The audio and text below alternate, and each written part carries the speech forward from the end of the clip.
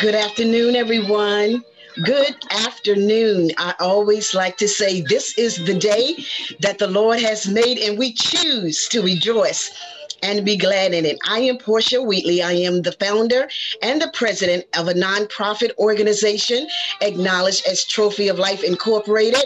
And we have the great privilege and honor to render hope and encouragement. And with this, our platform of Project 365, we have added inspiration to it. We render hope, encouragement, and inspiration. And we are so happy that you have joined us on today. And before we introduce and present our guests on today, I'm going to welcome in our co-host on today and forevermore. Hello, everyone. I'm Takira Swan, for those of you who don't know, and I am so happy to be here on this beautiful day. We have a treat for you today, but before we get started, if you have not already, please go to our YouTube page to subscribe, like, share, hit that notification bell so that you know every time we make a new post. Every time. And you've become, just by Takira sharing that, you become a part of our team to take this message of hope, encouragement, and inspiration all around the world. I just love saying that because it's manifesting even as I speak now all around the world. And that's what God is doing. And he's going to continue to do greater things. And guess what? He's going to use you and he's going to use me. Well, today I have an honor. I tell you, it is an honor to have this woman with us today, this woman of God, this woman of love, this woman of peace. She's just a beautiful woman, and I am so grateful that I had an opportunity to meet her a few years ago. It's amazing. Her spirit is just so loving, and that is our topic today, where we're going to share. She's going to share more about loving on your sister, loving your sister. And she is internationally known. And it's amazing the work that she does. And you know what? Again, the love that she shares is just in her DNA. So you don't have to put on a mask for it. It's just where it exudes out of her. And I'm so glad, I am happy about it, that the fact is she just loves people. She just loves people. Is amazing. And she is going to share, as the visionary of the Sister Accord, she's going to share more about that and going to tell us how we can connect with the Sister Accord and herself. Welcome, Sonia. We're so happy to have you. Oh, I'm so honored to be here. I love you. I love you too. I love you. Take it away. You got it. This platform belongs to you. Wow. You know, it is just, it's so humbling. And first of all, just let me say, I just met Takira. So, I mean, she's just such a beautiful spirit. Portia and I met and we connected, and Portia allowed me to serve her and allowed me to hold her hand and her heart as she was thinking about shaping her businesses. And when I think about true sisterhood and everything that it means, at the core, it's about love. I don't even have to know you. If I see you as another human being that's an extension of myself, I'm going to want the best for you. And so the Sister Accord is my mission, to have 1 billion girls and women learn, and I'm going to emphasize the word learn, how to love themselves and each other. Why do I say learn? Because we are socialized as little girls. As early as the age of 4, we start to see the negative behavior show up in our babies. We're socialized to not like each other. We're socialized to not like ourselves. And so we have all of this stuff that we're trying to push through, that we're trying to fight through, that we're trying to persevere through, that prevents us from having healthy, loving relationships with each other. We're trying to fight and battle all of this stuff. And you have to remember, oftentimes in media and the places that get all the attention, it's the negative behavior that is magnified. If I'm calling you out of your name, if I am pulling hair and, and fighting, that's what gets the views. That's what gets the likes.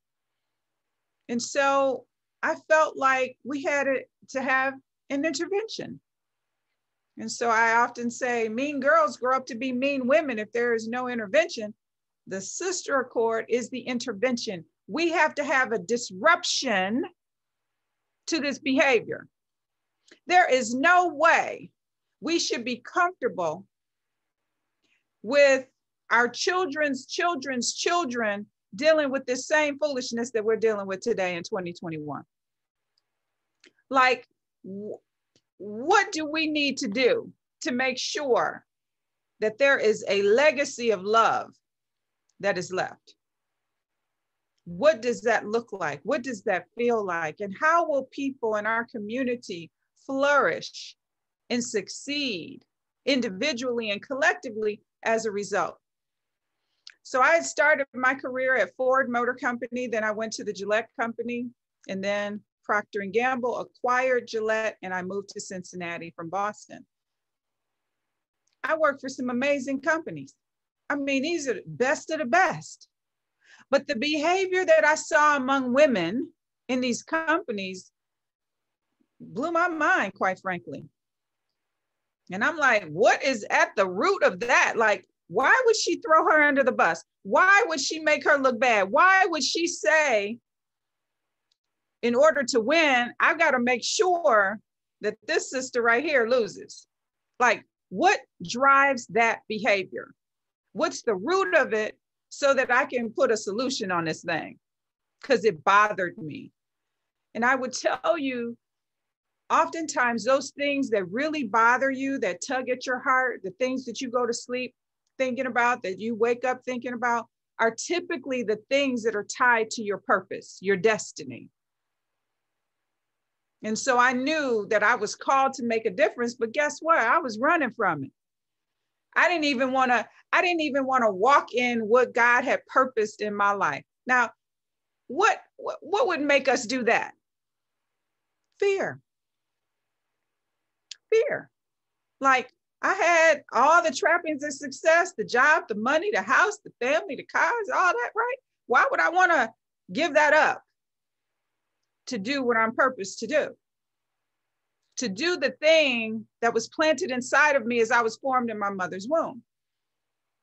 But I knew that I had to stop running and go from being fearful to faithful, from being comfortable to courageous. I knew that I had to do that because my soul was crying out. And so I was asked to speak at an inaugural event for President Obama's first inauguration on Capitol Hill. Went to sleep one night and saw the Sister Accord resolution in my dream. Because everyone always wants to know, how did you do this? How did you come up with this? But it was because I was so pained by these things that I saw, I think, that God just planted it and just said, this is it. And so I wrote my first book, 51 Ways to Love Your Sister.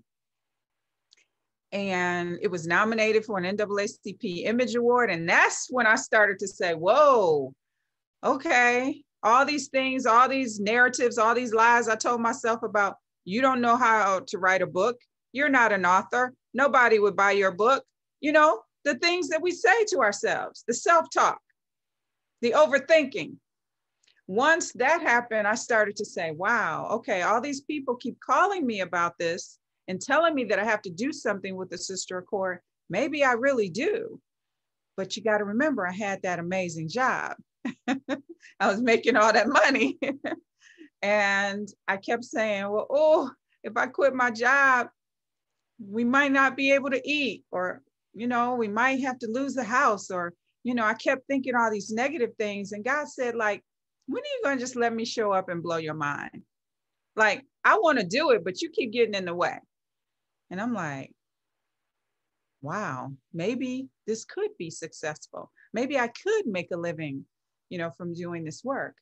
And so I left my corporate role in 2013 and started the Sister Accord Foundation. It came first, which has 3 areas of focus: educating girls and women. We give scholarships, enlightening girls and women of the power of sisterhood, and then eradicating bullying and violence against girls and women. And from there, after I established my nonprofit, I began to structure my for-profit business, the Sister Accord LLC, doing business as the Accord Group.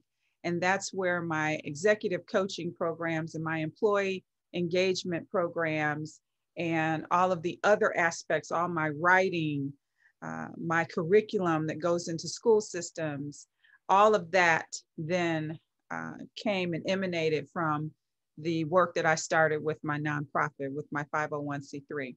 So I tell people oftentimes it's nice to have a nice dual pathways, because I ask all of my clients to have at least 5 streams of income, at least 5. I depended on one for many years, but guess what? What if they had tapped me one day and said, hey, we no longer need your services, right? So I ask people to do that. And so now, because I was so committed to wanting to change the narrative on how girls and women interacted with each other, and recognizing that it's connected to our health.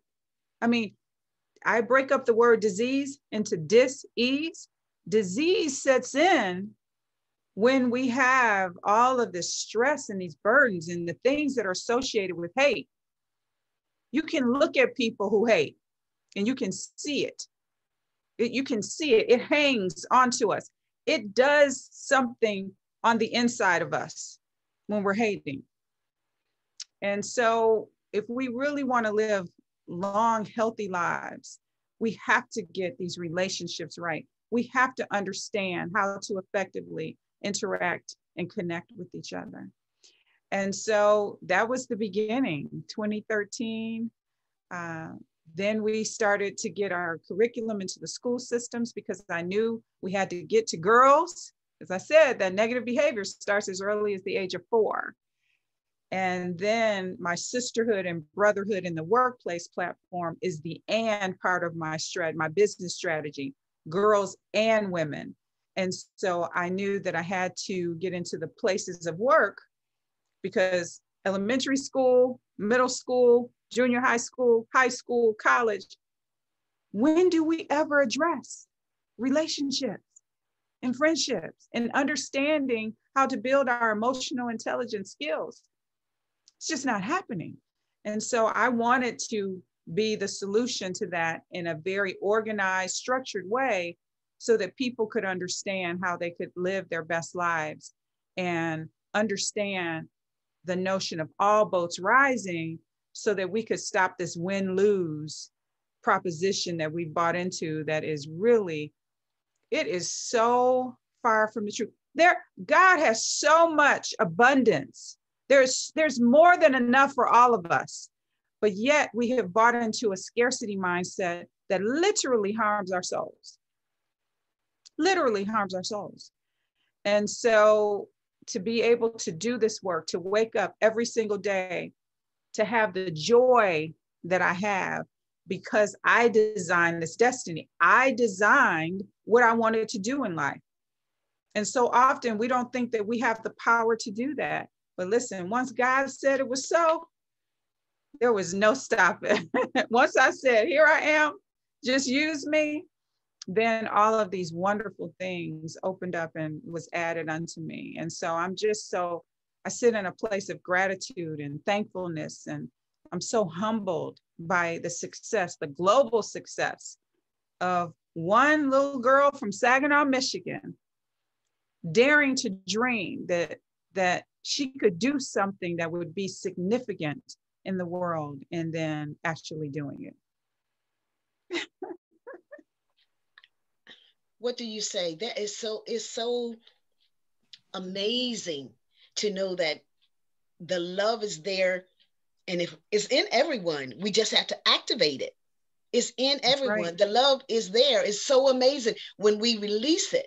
When we release that love that God placed in us, it can be so amazing and breathtaking to a sense. It can be breathtaking. And the fact that we say hurting people hurt people. And we want to nip that in the bud. We want to make sure that hurt stops with our generation so that we won't pass it to another generation. So, Sonia, what would be the first step for um, well, we have quite a few ladies or young people, let's just say females, that have some anger in them because maybe someone has passed that have hurt them, or someone has passed that down to them. What would be the first step for them to begin to release that anger so that they can experience love? Oh, sister. Oh, how much time do we have? Because this is what I love. This is what I do, every day. It's so important. We have to acknowledge the pain. So often we just want to ignore it. We want to push past it. We want to say, nope, that didn't happen. You cannot address anything. You cannot address it. You cannot put a strategy against it if you don't acknowledge the pain is there. And then understanding the root of the pain, like what was really going on when that behavior happened? Like what was at the root of it? And when people hurt us, when people betray us, it's painful. Like a lot of times we don't want to just say, man, that really hurt me. Because we have all these defense mechanisms and, we want to be bad and, all this stuff. No, like that really hurt, right? But then getting to the place of understanding where that pain is coming from. And that's why I like what you said, we have to stop these legacies of dysfunction. We have to stop normalizing dysfunction. And just calling a thing, saying, hey, that's what this is, so that we can then say, okay, now how do we overcome that? How do I heal from trauma? How do I dig deep in understanding what was happening at the time so that I can forgive? Now, let me tell you, forgiveness used to be something that I just didn't deal with. I didn't, you betray me, it's on and popping, right? Right. And God was like, no, you're not that important. Stuff is going to happen. And you're going to have to put your ego in check. There's no place for ego when you're serving with love. No place for ego. Ego is always about self. That's not what we're doing here. And so once I was able to forgive and give grace and learn how to really address the pain and where it was coming from, I could then put a strategy in place that's just one step at a time. This is a journey. We're all on this journey. We're all on this path. What's the one thing I can do? How can I learn how to truly release things and not hold on to things that really bother us? And I was sharing in my class last night, when I'm feeling some kind of way, it manifests in my stomach. Like if something is really bothering me, it's my stomach. Some of my clients, they'll say, oh, I get headaches, or I get a backache, or my neck will start hurting, or my shoulders. So it manifests itself in lots of different ways for us. Understanding how all physiologically, how these things bind us up and how we need to release them. And when we actually know that we have released them, when I know I've released it is when I don't get that feeling in my gut. That's when I know I've released it. And so being able to really recognize the pain, recognize the source of it, all of those things are the steps that I would say that your listeners really should pay attention to as we are all on this journey of healing? Absolutely. I love it. I love it. Audience, when you have the opportunity, you have to go. Um, let's see, I was going to say Google you, but I don't even want that. I want you to share where they can go. I know I did. If you saw my eyes, I was going over to my phone. I put in the sister record. I did that before, but I knew we did not have time today to share your accomplishments. But I want you to go to her website and share, just share the information. And even this video, this Facebook Live, this YouTube, I want you to share this with another woman, another sister. We have to start somewhere. We definitely have to start somewhere. And you don't have to do a great salutation. Just say that because I love you, I want you to hear this. I want you to hear this. And it doesn't matter. And if you can, sit with your friend, your daughter, your mom, whoever, sit with them, have a glass of tea. Somebody else may want to have a glass of wine. Whatever you're drinking, just sit and enjoy the message. And as you enjoy, pray. Holy Spirit, let's do this. Holy Spirit, do what you do best. I tell you, what you think, Takira? Well, as I was listening to our guest today, Miss Portia, you were so right. I love it. Your spirit is just resonating with my spirit so much. You were so right. So I'm so glad we got to be connected today. And so much so, I don't even know where to start because you have shared so much in this little bit of time. And I know that you can still share more and you have more to give and share.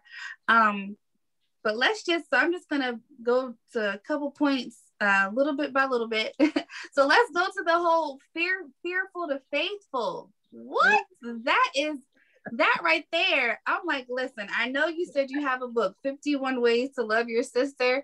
But if you don't write a book called Fearful to Faithful, get some shirts, some type of products to sell, because that right there is a whole nother segment in itself. That I know I can definitely apply to my life and where I am right now, and just trusting God and how, you said you had all these things already set up and you trusted him, and look at where it's brought you to. That right there in itself is a testimony, not even talking about, what you actually have birthed out of trusting him, but just that process. Your life has been blessed tremendously, and that's a great testimony for anyone to be encouraged by. And then going to the whole loving your sister, this is such a topic that is needed. I don't even know where to start. I just encourage everyone to tap into her resources, any type of program she's offering, support her nonprofit and her for-profit business, because that's something that we need as a society so bad. As women, I mean, I love being a woman. I would never want to be a man ever, girl power over here. But, being a woman is so hard. Like, men have it so easy. I don't care what anyone says. Being a woman is so hard because not only do we have to deal with the same things that men do, but it's like on another level. And then that competition and that pressure from other women that sometimes is even unspoken. It's just so much. I know a man couldn't handle it. I know they couldn't. And just especially with my generation and the younger generations, I feel like it's so sad when I see such a beautiful, beautiful girl on the outside who's so toxic on the inside. And you can just see it like coming out of her pores, and you're like, how can someone so beautiful be this way toward other people, toward other women? What have you gone through? Like, who hurt you? Because someone had to do something, because this is learned behavior. And I feel like, especially of women of color, we do normalize that pain and that pressure and that stress, like you said. And it's such a normal thing for us to experience that we don't even know that you don't have to be that way, because society teaches us we have to be strong. You can't be weak, using just words of communication like, hey, going to your sister, when you said this really hurt me. I felt some type of way and I just want to talk about it. if you say that to some people, they consider that weak, you know, because we are so used to the hair pulling. Oh, you want to do something, I'm going to get you, rah, rah. And it's like, no, you don't have to be that way. That's not how it's supposed to be. So I just encourage everyone, because I know everyone listening, you know, people who can benefit from this. And maybe it's you. All of us can benefit from it. Yes. So I just want to really encourage people to pour into her nonprofit, to her business, because this really will help not only you, but it'll help your surrounding communities. And like I always say, let's start this whole domino effect. It starts with you. How can I really change my environment? It all starts with you. Look within yourself and self-reflect. Take upon resources like this. And next thing you know, that love and that healing that you experience will radiate from yourself, that you start to draw people to you. And next thing you know, you're changing people one person at a time. I'm changing somebody who knows someone else who's changing someone else. And that's how we can effectively change our environment for the, you know, for the better. And especially if you're a woman, what better way to build the, you know, the girl power community, because we really are amazing. Like, we are amazing human beings, women. I'm telling you. And it's no shade to the men. I just, you know, I'm a little biased. I'm a woman, but we can handle so much. And if we learn to just decompress and not submit to the pressures of our society and just start doing what's best for us and our community, so many positive and beautiful things can happen from that. So I just want to encourage everyone. And also, Miss Sonia, you said you're from Saginaw. Yes. So my dad and his side of the family is from Saginaw. So I never really hear a lot of people from this. You probably know them. I'm telling you, it's not that big of a place. So I know. So it was just nice to hear as well. But I'm so happy to have met you. Wait a minute. Your last name is Swan? Yes. So what's your dad's name? Jeffrey. Oh my God. Do you know him? Yes. Oh my God. Your uncle Carrie was married to my sister-in-law, Karen. You know my Aunt Karen? Oh my Lord. She's my sister-in-law. Oh my goodness. That's amazing. It's such a small world. It's such a small world. I love Your father is Jeffrey. I didn't even pay attention to your last name when I first met you. Yep, I'm a Swan. We are family. We are family. We are. Your aunts and my sisters went to school together. I mean, our families have been connected in Saginaw for a long time. Well, we're gonna have to connect, you know, outside of the broadcast. This is so amazing. I'm telling you, it's a small world. You never know who knows. Never. You know? That is amazing. Yeah, and everything is meant to be. So whatever that connection is going to happen, it was meant to be. Wow. But again, Sonia, I just thank you so very much. Audience, don't forget to connect.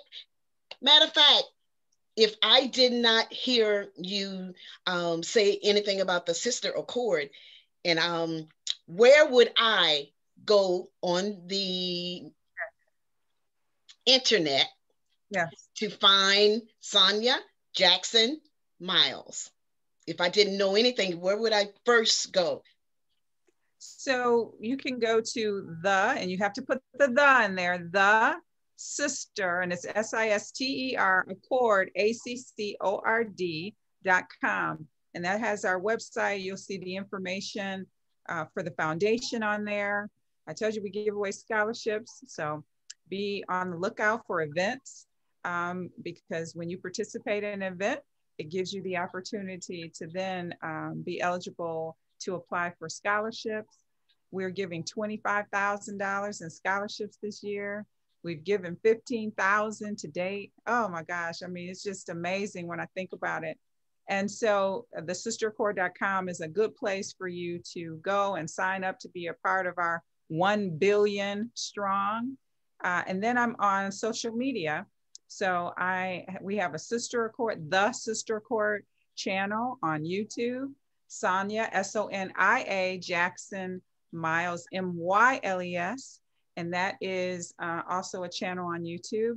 And then I'm on Instagram, The Sister Accord. We have the Sister Accord page on Facebook, and then on Twitter, The Sister Accord as well. And you can always DM and reach out and let me know how I can serve you. All right, we will make sure we put your information into the comment section so that the world can see what you are doing. And I know you have books, you have perfume, you have chains, bracelets. You can have fun there. You can have fun there. So it's more to it than just getting information. You can purchase items there, and they're quality items, as well as being able to support this sister with love. All right. Thanks again. God bless you. I love you. Audience, we will see you tomorrow at 1 p.m. God bless. Thank you. Thank you.